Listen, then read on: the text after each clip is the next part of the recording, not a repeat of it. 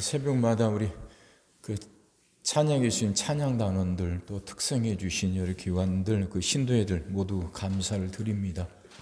정말 주신 말씀 내에 여러분들에게 은혜가 되기를 바랍니다. 자녀를 위한 특별 새벽기도 이제 준비하면서 그리고 제 마음속에 떠올랐던 게 그거예요. 불쌍히 여겨달라고. 불쌍히 여겨달라고. 성경에 참 이 구절이 참 많아요. 불쌍히 여겨달라고.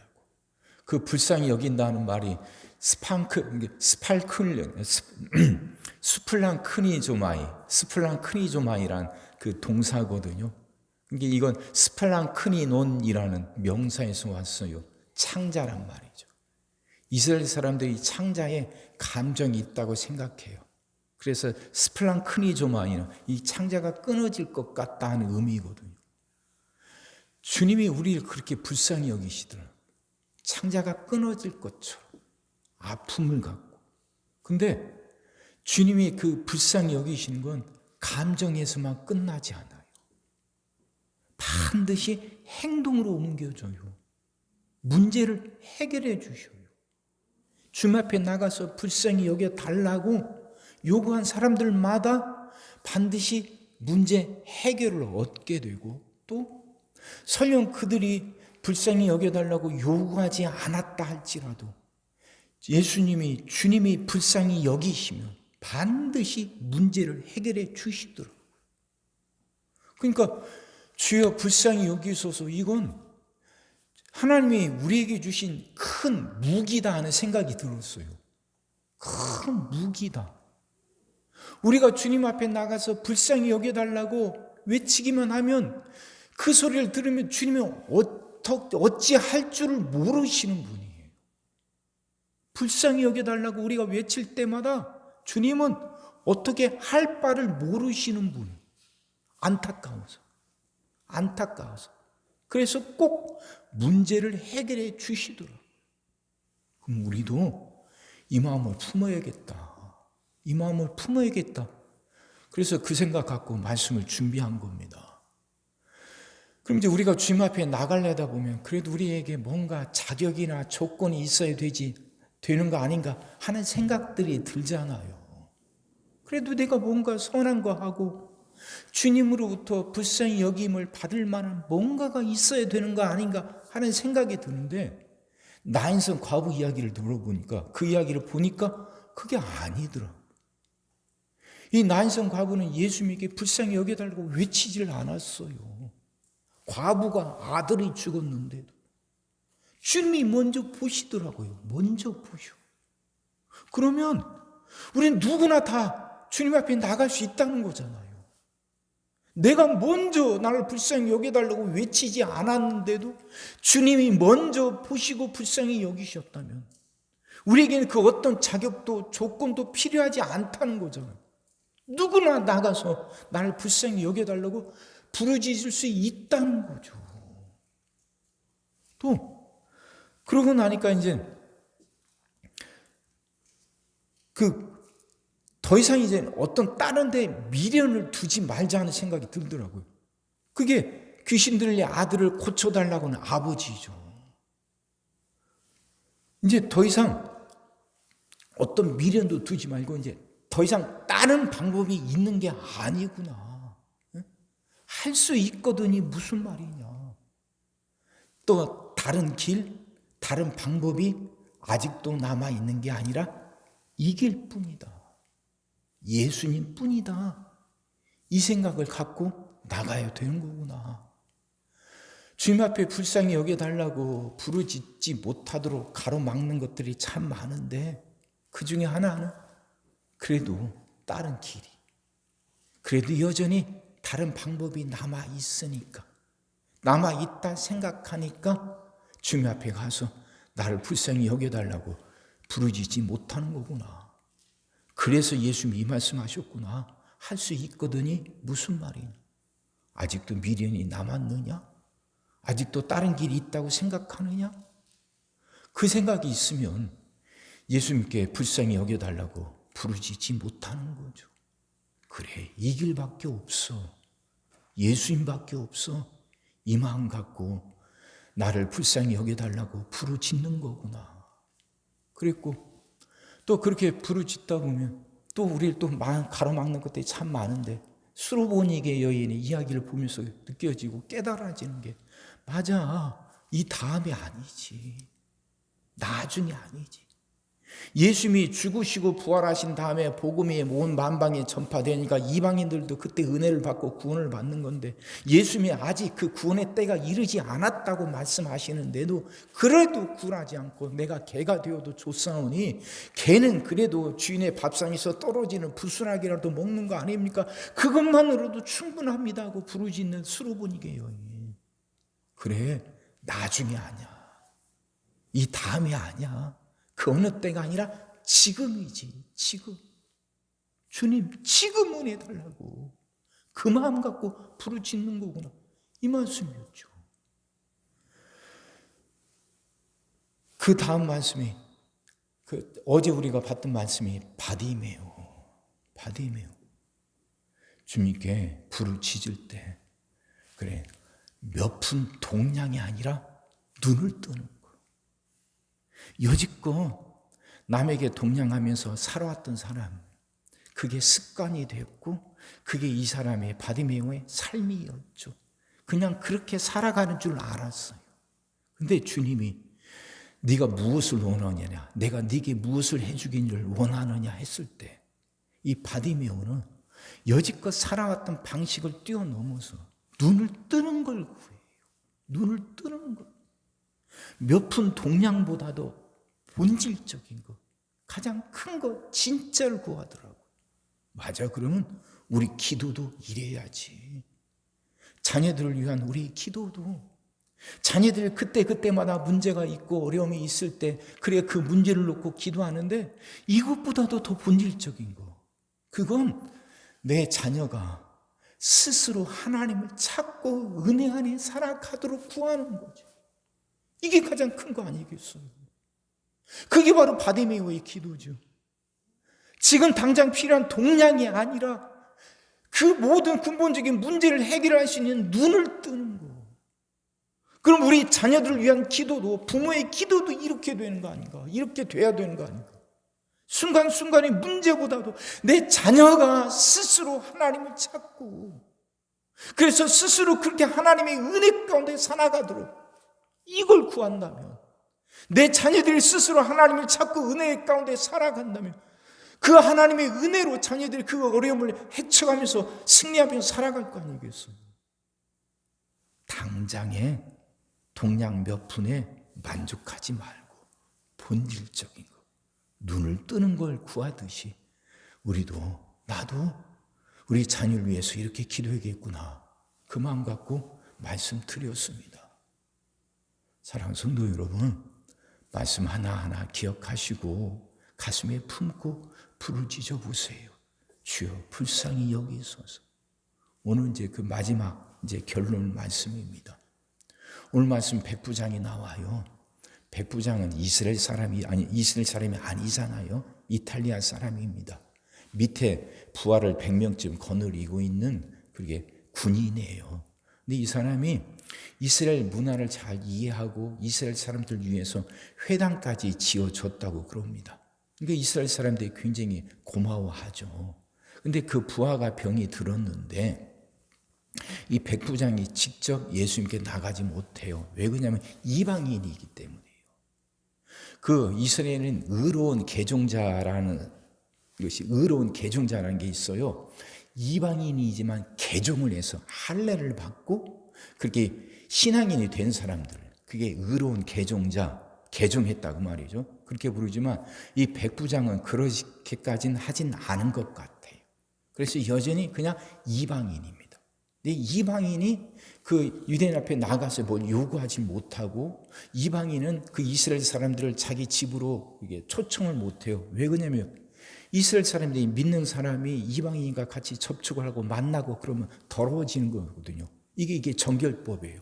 그러니까 이 백부장이 스스로 나가서 예수님께 요구하지도 못하고 집으로 모시지도 못해요. 그래서 이제 이스라엘 사람들을 대신 보낸 거죠. 오셔서 우리 하인을 고쳐달라고. 그러니까 이제 예수님께 나갔던 이 유대인들이 이 백부장을 잘 봐달라고 이렇게 선한 사람이라고 의로운 사람이라고 하니까 예수님이 같이 가신 거죠. 근데 가시는데 사람을 또 보내요. 어떻게 우리 집까지 오시겠냐고. 나는 이방인인데. 이방인이 집에 오시면 정결법에 유해가 되는 거니까 그렇게 할 수는 없고 말씀만 하시라고. 말씀만. 그러면 내 부하가 나을 거란 거, 내 하인이 나을 거란 걸 난 믿는다. 나도 군인인데 군인은 명령이잖아요. 그래서 내 부하에게 명령하면 그 명령이 그대로 이루어지거든요. 권위가 있으니까. 그럼 마찬가지로 예수님에게도 권위가 있어서 말씀만 하셔도 그 질병을 물리칠 거라는 걸 날 믿는다는 거죠. 이 이야기를 듣고 예수님이 놀라고 감동하셔요. 그러면서 하신 말씀이 있잖아요. 내가 아직껏 그게 9절. 예수께서 들으시고 그를 놀랍게 여겨 돌이키사 따르는 무리에게 이르시되 내가 너에게 이르노니 이스라엘 중에서도 이만한 믿음은 만나보지 못하였노라. 여지껏 유대인들 중에서도 이만한 믿음을 못 봤다는 거죠. 이 백부장 믿음이 참 크다고 그렇게 칭찬하시고 그 종이 나을 거라 했더니 말 그대로 말씀만으로도 그 종이 나았다는 거죠. 자, 이 이야기의 핵심은 뭐냐? 믿음이에요, 믿음. 단순하고 순전한 믿음. 백부장은요, 군인이에요. 군인, 상관은 그 상급자는 하급자에게 명령을 하고 그 명령은 그대로 이루어져요. 이게 군인들이 갖고 있는 권위죠. 그것처럼 예수님에게도 그 권위가 있다는 걸 믿었다는 거예요. 예수님의 권위가 있어서 그 권위로 말씀만 하시면 질병이 떠나간다는 거죠. 이걸 분명하게 믿은 거예요. 의심 없이 확실하게 믿은 거죠. 예수님은 그걸 보시고 감동하신 거예요. 내가 이만한 믿음을 이 유대인에게서 여지껏 보지 못했다고 말씀하신 거예요. 이 믿음을 갖고 구하자는 거예요. 하나님에겐 그 능력이 있어요. 세상을 만드시고 세상을 다스리셔. 그래서 그 하나님에게 못할 것이 없어요. 근데 우리는 그걸 분명히 믿고 기도하느냐 하는 거죠. 큰 일이 있을 때, 그리고 기도하면서도 주님은 분명히 해결할 수 있음을 분명히 믿느냔 말이에요. 너무 크니까 불가능해 보이고 하니까 그냥 적당히 우리 스스로 적당히 줄이면서 타협하고 있는 건 아닙니까? 내 안에 여전히 의심이 남아 있는 건 아닙니까? 백부장은 분명하게 확실하게 믿었는데 말씀만 해도 된다는 거. 주님에게 그 권위가 있다는 거. 상급자가 명령하면 하급자는 반드시 그 명령에 순종하고 따르듯이 주님이 명령만 하시면 말씀만 하시면 어떤 질병도 떠나가고 어떤 문제도 해결된다는 것. 그걸 우린 분명히 믿느냐 그 말이에요. 사랑하는 성도 여러분, 이 믿음 달라고 기도합시다. 이 믿음 갖고 나갑시다. 그러니까 문제는 뭐냐? 이 일이 될 수 있느냐 안 되느냐, 그러니까 하나님이 이 일을 하실 수 있느냐 안 느냐 이게 아니에요. 문제는 하나님이 하실 수 있어요, 뭐든. 그럼 문제는 뭐냐? 하나님이 그걸 허락하시느냐 않느냐 이거죠. 그럼 보는 눈이, 기도의 초점이 달라집니다. 예? 우리가 갖고 있는 문제를 놓고 기도할 때 하나님이 이걸 하실 수 있느냐 않느냐 이게 아니라, 왜? 하나님은 충분히 하실 수 있는 능력 있고 권위가 있는 분이니까. 그게 문제가 아니라 하나님이 내 기도를 허락하시느냐 않느냐 이거예요. 하나님이 허락하시느냐 않느냐 하는 거죠. 근데 하나님은, 예수님은 불쌍히 여기시면, 우리 불쌍히 여기시면 그냥 어쩔 줄 몰라 하시고 그걸 허락하시고야 마셔요. 허락하시고. 그럼 달라지는 거 아닙니까? 여러분 잘 생각해 보세요. 그럼 달라지는 거잖아요. 그럼 기도가 달라져요. 이게 될까 안 될까? 그거 아니에요. 능력은 이미 있어요. 하나님에게 분명한 그 능력은 있어요. 하나님 분명히 하실 수 있어요. 그럼 하나님이 허락하느냐 않느냐, 이 문제만 남았는데 하나님은 불쌍히 여기신다면, 불쌍히 여겨달라는 우리 기도에 하나님은 어쩔 줄 몰라 하셔요. 그러면 믿음 갖고 부르짖는 거죠. 끝까지. 하나님, 나를 불쌍히 여겨달라고. 그럼 그렇게 기도하는 사람은 겸손할 수밖에 없어요. 엎드릴 수밖에 없어요. 다른 어떤 것도 아니고 이 길밖에 없어요. 여기에 온 마음을 다해서 불쌍히 여겨달라고 기도해요. 다행히 불쌍히 여김 받기 위해서는 어떤 자격도 어떤 조건도 필요하지 않으니까 누구나 불쌍히 여겨달라고 기도할 수 있으니까 그 주님은 또 먼저 우리를 보시고 불쌍히 여기시는 분이니까 그럼 우리는 주님 앞에 나가기만 하면 되는 거잖아요. 불쌍히 여겨달라고 할 수 있잖아요. 그럼 이 기도를 계속해 갑시다. 멈추지 말고 이 마음 갖고 주여 불쌍히 여겨달라고. 그렇게 그 마음으로 끝까지 기도해서 응답받고 살아가는 여러분 다 되시기를 주의 이름으로 축원합니다. 기도하겠습니다. 사랑의 주님, 말씀이 이해가 되게 하시고 깨달아지게 하시고 은혜가 되게 하여 주시옵소서. 주님에게 그 권위가 있음을 이제 분명히 깨닫고 믿게 하여 주옵소서. 상급자가 하급자에게 명령만 하면 그대로 되는 것처럼 주님이 말씀만 하시면 질병도 떠나가고 어떤 문제도 해결된다는 것 분명히 믿게 하여 주옵시고 이 믿음 갖고 기도하게 하여 주옵소서. 이 믿음 갖고 구하는 우리들 되게 하여 주옵소서. 하나님, 우리를 긍휼히 여기시고 불쌍히 여기사 믿음을 더하여 주시옵소서. 이게 불가능한 게 아니라 주님이 허락만 하시면 된다는 거. 이게 아무리 커도 주님이 하실 수 없는 게 아니라 주님이 허락만 하시면 된다는 거.